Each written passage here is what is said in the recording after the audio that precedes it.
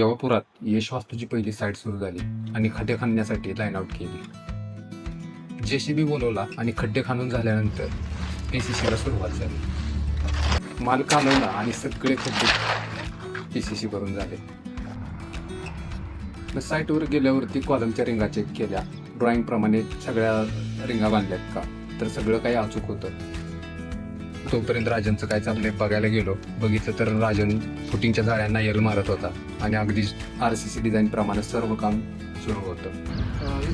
त्यानंतर मग आमच्या मिस्त्रीने सगळ्या खड्ड्यांमध्ये फेस लाईनचे मार्किंग प्रॉपर केले आणि जाळ्या टाकून कॉलम उभे केले. मग आली कॉन्क्रीट गँग.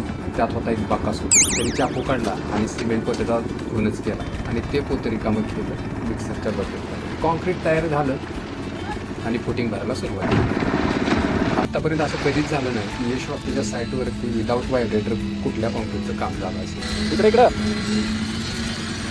हा आहे आमचा श्याम सुंदर. ये कहीं दिखा तो बहुत दूर चढ़ आम्ही गया व्हिडिओ उसको। बनवतोय म्हणून तोंडाला बांधून फुटिंगची लेवल करतो.